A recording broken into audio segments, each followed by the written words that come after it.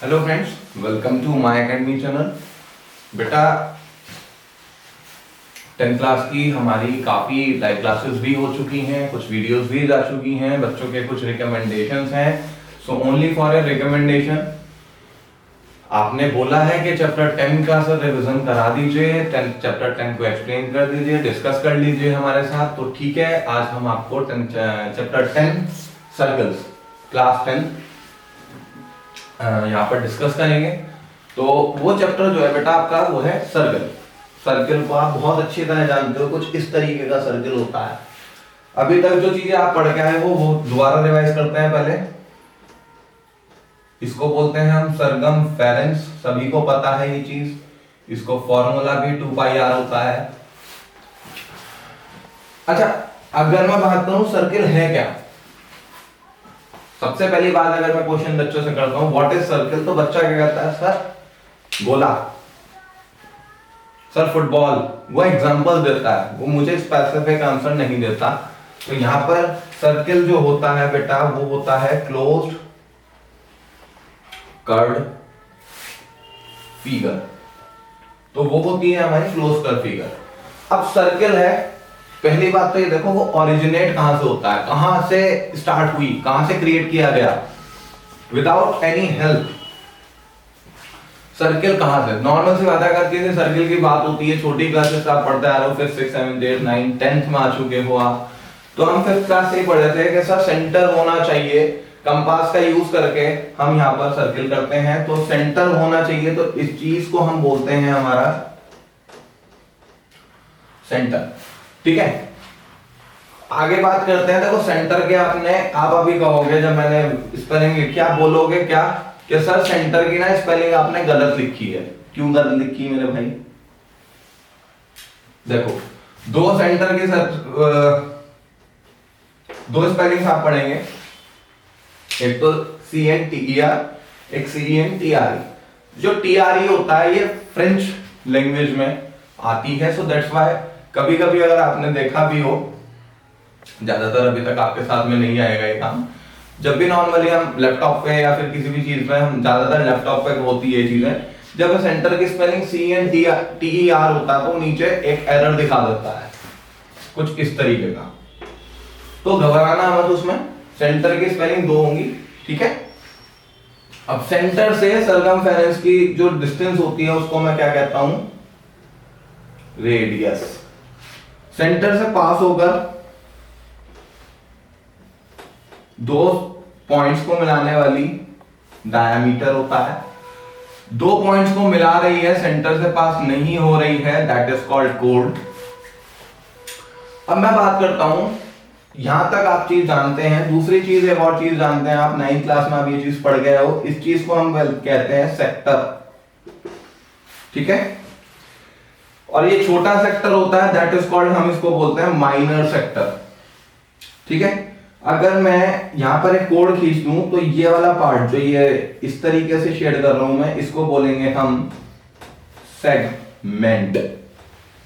तो ये सेगमेंट हो गया, ये सेक्टर हो गया, ये नॉर्मल सी बात है, ये माइनर सेगमेंट है, ये मेजर सेगमेंट है। अगर मैं बात करता हूं देखो इस चीज की, ये मेरा सेक्टर है और ये मेरा सेगमेंट है, ये चीज। ठीक है, अब बात करते हैं, देखो कोड हमने पढ़ा, रेडियस पढ़ी है, तो सर हम 9th क्लास तक पढ़ते हुए आ रहे हैं, यहां तक आपने 9th क्लास में पढ़ा है।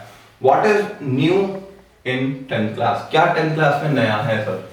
तो वो है आपके पास टेंजेंट। टेंजेंट क्या है? सेंटर से पास होकर जाती है, ठीक है, लेकिन बाहर से, तो इसको बोलेंगे हम टेंजेंट। ठीक है, जिस पॉइंट पर छूकर जाती है इसको बोलेंगे हम पॉइंट ऑफ कांटेक्ट। ओके जी, अब बात करता हूं मैं किस चीज की, एक और चीज होती है कि सर ठीक है, एक सर्किल है, एक कोड भी जा रही है, लेकिन वो कोड नहीं है, वो काटती हुई जा रही है, दैट इज कॉल्ड सेकेंड। इस पर फिलअप भी है आपकी एक्सरसाइज 10.1 में। तो ये दो चीजें ध्यान रखिएगा। इस पर ऑप्शन जो एमसीक्यू आता है, क्वेश्चन 100 मतलब 110% तो नहीं कह रहा हूं, लेकिन ज्यादातर प्रोबेबिलिटी यही होती है कि सेकंड पर एक क्वेश्चन बन जाता है। तो ध्यान रखिएगा कि सेकंड क्या है, टेंजेंट क्या है। ठीक है, अब बात करते हैं कि सर एक सर्किल पे कितनी टेंजेंट हो सकती हैं। क्योंकि नॉर्मल सी बात है कि सर्किल जो है वो छोटे छोटे छोटे छोटे छोटे छोटे छोटे छोटे पॉइंट से मिलकर बना है और इनफाइनाइट पॉइंट्स हैं और हर पॉइंट से एक टेंजेंट जानी है। तो नॉर्मल सी बात है कि कितनी टेंजेंट होंगी, इनफाइनाइट।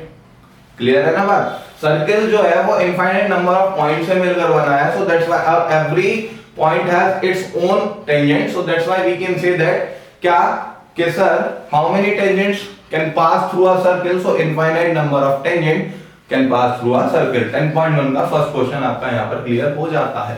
क्लियर है बात।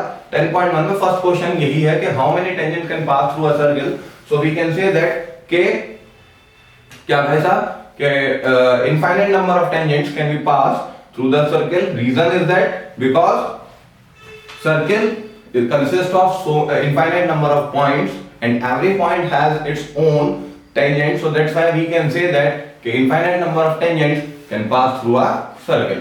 Clear है बात। पहला एक क्वेश्चन खत्म। दूसरा क्वेश्चन पे आ जाइए। अब देखिए है वो फिलअप ही, पहला क्वेश्चन जो आपका 10.1 है वो फिलअप ही है। अब देखो दूसरा क्वेश्चन जो है फिलअप है। A tangent to a circle intersect it at dash point। वो कह रहा है कि जो टेंजेंट होती है वो सर्किल को कितने पॉइंट पर इंटरसेक्ट करती है, कितने पॉइंट पर कर रही है, 1 पॉइंट पर। तो पहले ऑप्शन में आपके पास आ जाएगा 1। दूसरा fill up A line intersecting a circle in 2 point, intersecting की बात आ रही है, इंटरसेक्ट कर रही है 2 पॉइंट्स पर, क्या बोलेंगे, second. Third part A circle can have dash parallel tangents।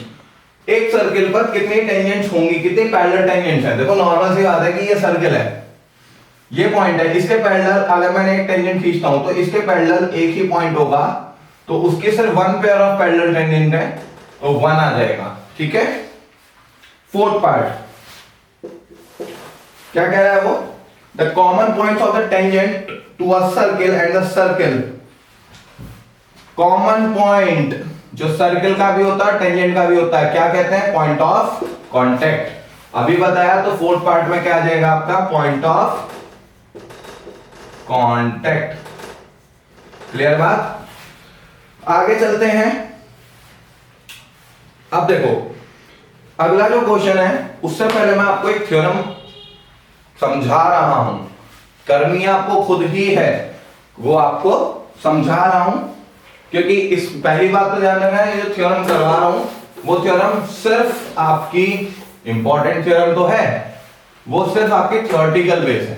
So that's why मैं सिर्फ आपको समझाऊंगा, थ्योरी आप अपना लिख सकते हैं, जो मैं बोलूंगा वो उसी चीज को आपको थ्योरी में लिखना है। देखो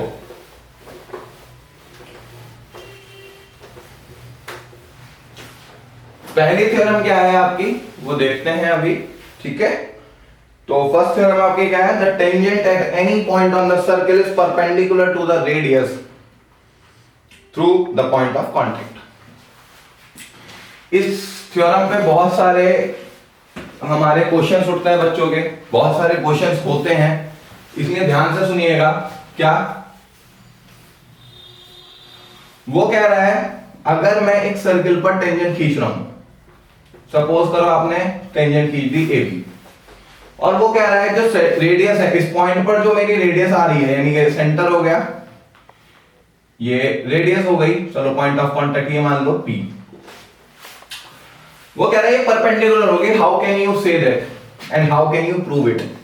देखो हम क्या करते हैं, हम टेंजेंट पर कोई पॉइंट लेते हैं Q और उसको मिला देते हैं। अब खुद देखो क्या, OP एक रेडियस है,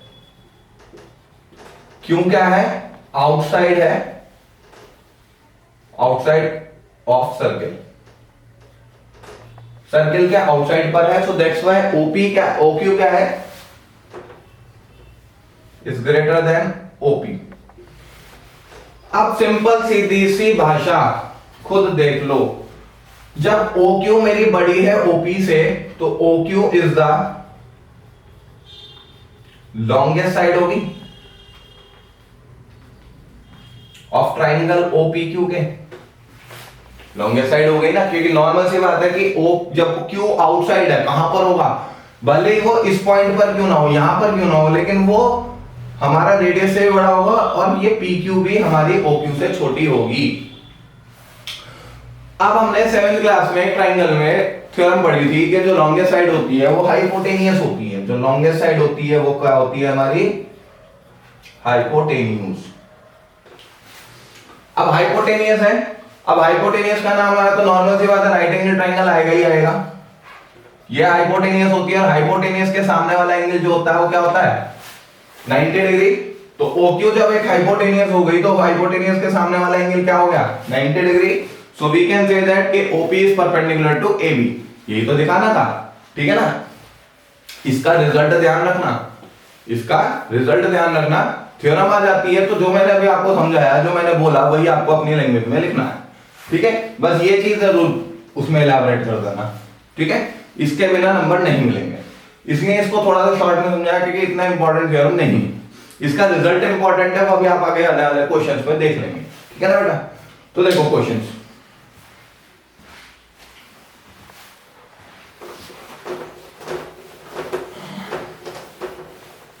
चले अगला क्वेश्चन देखेंगे, थर्ड क्वेश्चन। वो थर्ड क्वेश्चन क्या कह रहा है देखो, जस्ट अ मिनट।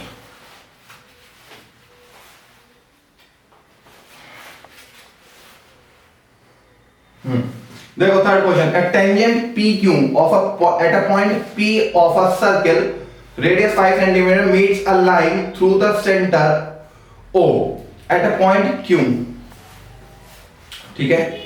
कोई बात नहीं, देखो जो वो कहता जा रहा है वो हम करते चले जाएंगे। छोटा सा ही सर्किल बना रहा हूं, ज्यादा बड़ा सर्किल नहीं बनाऊंगा। ये सेंटर हो गया, वो कह रहा है टेंजेंट पास हो रही है PQ,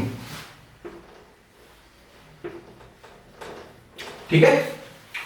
और साथ ही साथ वो क्या कह रहा है, जिसकी रेडियस 5 सेंटीमीटर है, 5 सेंटीमीटर हो गई। वो क्या कह रहा है आगे देखो, उसने क्या कहा है कि OQ कितना दिया है, 12 सेंटीमीटर। और अभी हम थ्योरम में पढ़ गए हैं 90 डिग्री होता है, तो खुद देख लीजिए। इन ट्राइंगल OPQ में by Pythagoras theorem, Pythagoras theorem क्या कहती है कि OQ हाइपोटेनियस यानी कि OQ का स्क्वायर बराबर OP square plus PQ square, ठीक है जी। वैल्यूज रख दीजिए,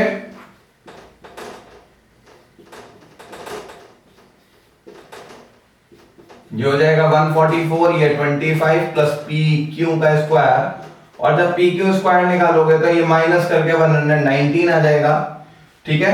और PQ कितना आ जाएगा आपके पास, under the root 119, and that is option D, ठीक है। कई बार ध्यान रखना इस क्वेश्चन में आपका आंसर अटपटा ही आएगा, हो सकता है कि वो वैल्यूज चेंज करके दे दे। कई बार आपका ये परफेक्ट स्क्वायर भी निकल सकता है, तो घबराना मत। ज्यादातर इस क्वेश्चन में बच्चा घबरा जाता है, सर 119 तो आता ही नहीं।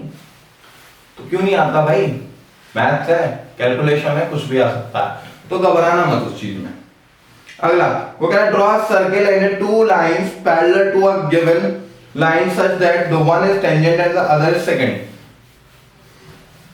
आपको एक लाइन खींचनी है सर्किल पर, या आपको सिर्फ ड्रॉ करना है। वो कह रहा है पैरेलल खींचनी है कि एक तो टेंजेंट होनी चाहिए, 2 लाइन खींचो, और एक सेकंड होनी चाहिए। क्या दिक्कत है इसमें, ये टेंजेंट हो गई और ये सेकंड हो गई। यहां पर आपकी 10.1 कंप्लीट होती है, ठीक है। तो थोड़ा सा इसके बाद हम अगली वीडियो में आपको नया एक्सरसाइज समझाएंगे। ओके बेटा, थैंक यू।